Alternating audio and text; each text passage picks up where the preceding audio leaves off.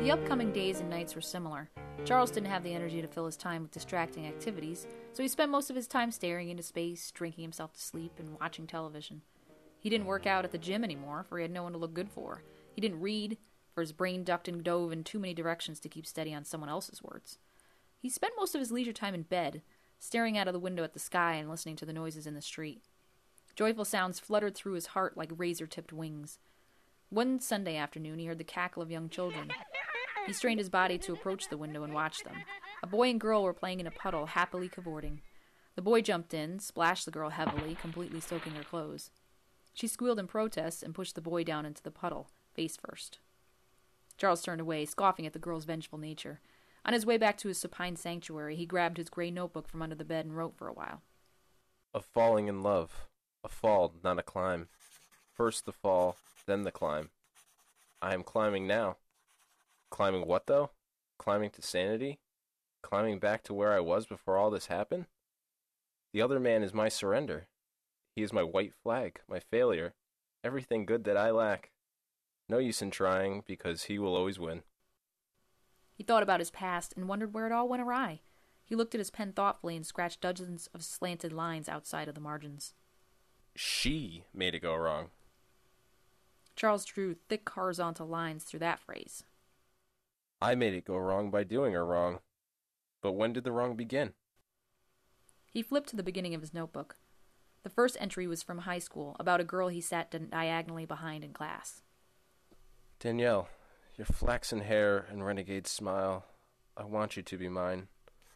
Come to me with a rose in your hand. Come to me surrounded by light. Envelop my body with your beautiful glow. Iron my wrinkled spirit with your hot vapor.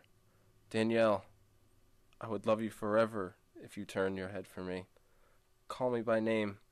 Touch my hand. Request of me the world, and I will bundle it in a wagon and pull it to your feet. He felt sorry for young Charlie, knowing that neither Danielle nor any of the others would ever really love him. Some would turn their head. Others would call him by name. One would ask him of the world, his world, but he would destroy it first before he gave it away. He returned to the page of present-day scribbles. Loss of innocence. It was soured when women exposed their bittersweet poison to me. The most unconditional of loves. She left me eventually, too. From Mom to Lucy, all abandoned me. I have to return to that state of innocence somehow. He thought of how he spent his days before the likes of Danielle and others. He played in puddles without fear of ending up face down. Charles put the notebook down and looked underneath his bed in search of one particular memento. When Charles was young, about 9 or 10, he had an obsession with chess. He would play alone for hours a day, studying the cause and effect of each move. But as fascinated as he was with it, he could not manage to fully comprehend the progression from a well-guarded king to its eventual capture. There was something lacking in his capability.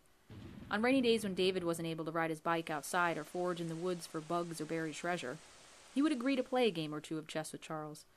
David wouldn't openly resist, but it was clear in his eyes that his interest was just not held by the game, and he was thinking more instead of other adventurous pastimes. Charles emphatically tried to encourage David to love the game, but never succeeded. The thing that frustrated Charles the most when they played was that David always won. Charles would begin the game with unwavering focus. He would read David's eyes and moves, trying to understand why he did what. He would bury his own king and queen in a burrow surrounded by the finest protectors in a battle-ready crescent. But lo, in an instant David would pick off his pawns one by one. He would blast away his knights in a surprise diagonal assault. His beloved rooks would lay like rubbish on their side in a pile closest to David. Absorbed in formulating an oblique revenge, he would unknowingly leave his bishops vulnerable, and they too would be captured. By this time his queen had already been taken, but Charles tried not to think about it too much, because it was too upsetting. He knew that wherever she was, her king was soon to follow, for he could not live without her. And after that, it was all over. David had that thing that Charles was missing. Intuition. After his triumphs, David would always sigh with modesty, gaze towards the window, dreaming of hill crests and fertile, voluminous valleys to explore. He hoped that by prevailing in the indoor game, that he'd be set free to roam the outdoors again. His post-match check, or checkmate, of the weather often detected more rain and an insistent plea from Charles for another Rematch. Rematch. I can beat you this time. I know it. Come on. Come on. would be heard.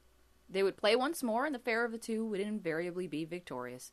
Charles reflected on his practice and subsequent losses with fondness. He pushed some items out under his bed to the side, looking for his old chess set. Then he remembered where it was. The spare room.